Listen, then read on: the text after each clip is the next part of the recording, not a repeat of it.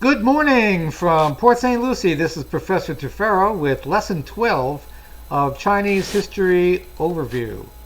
Last time, we looked at the rise and fall of Mao Zedong, his successful policies in the beginning and his unsuccessful policies at the end.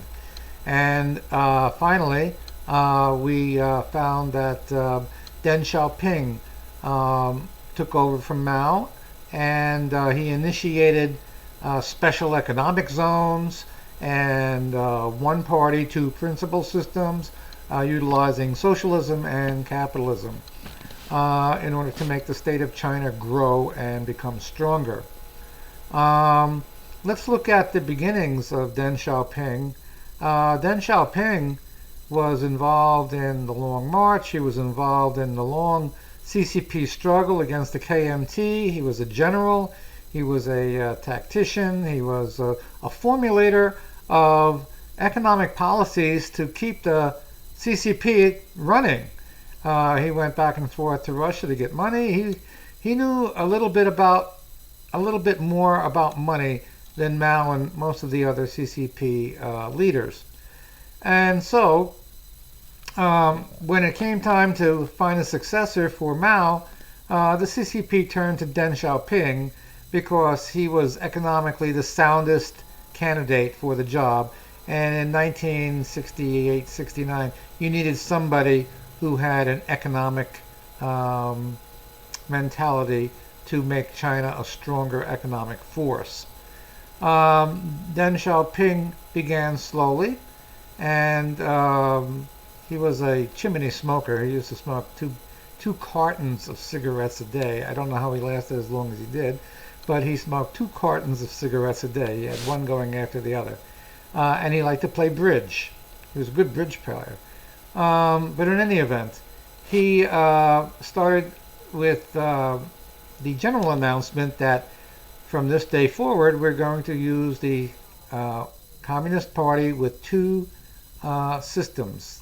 The socialist system, which is very good, and the capitalist system, which, when it has a certain amount of controls, can also be very good. So, Deng said we're going to have tightly controlled capitalism, and we're going to utilize our great socialist, Marxist-Leninist ideals, and see if we can put those 2 things together, make a nice cake. And he started special economic zones, which were a brilliant idea. He was the Time Magazine Man of the Year. Time Magazine is an ultra-conservative magazine, and it made Deng Xiaoping Man of the Year. So that made him more conservative than Richard Nixon, which is pretty hard to do. But in any event, Deng Xiaoping became very successful with the special economic zone. Every city said, oh yeah, I want to have a special economic zone too. And Xiamen had it, and by the way, Xiamen was the place where Xi Jinping started with his economic zone. And there was a special economic zone in practically every Chinese city in every province. So, the special economic zones weren't all that special, but they certainly were plentiful. But the bottom line was, were they successful? And yes, they were. The special economic zones made money. They made more money than they lost. There was corruption, there was payoffs and things like that. They lost money in some things. However, they made money more times in more special economic zones than they lost money in special economic zones. So the net profit.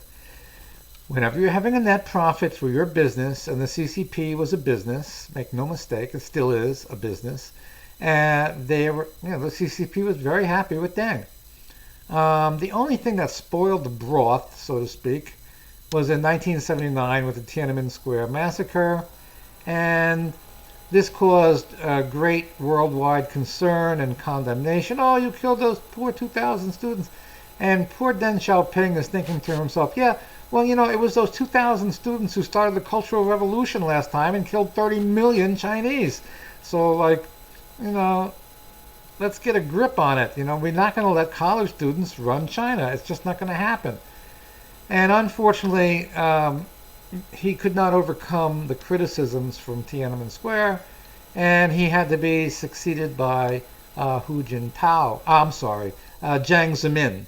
Jiang Zemin was a professional businessman from Shanghai, and he knew how to make money.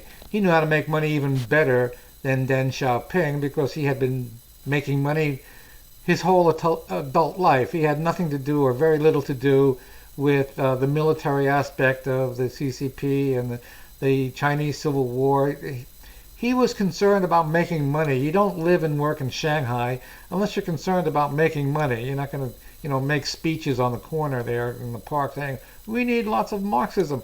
That's not going to work in Shanghai. What you need is, we need lots of money. Oh, yeah, now they'll listen to you. Okay, so in any event, we will discuss the emergence of Jiang Zemin and his policies, along with Hu Jintao, who would succeed him. Both of them were very similar in some respects, and they were a little bit different, but they were both concerned about making more money and more power for the Chinese infrastructure and for the Chinese economy. And up until this point in time, Deng Xiaoping was the first great CCP leader economically. And until next time, when we look at chapter 12 in the emergence of Jiang Zemin and Hu Jintao, this is Professor Teixeira from Port St. Lucie, wishing you all a happy and healthy night. Take care.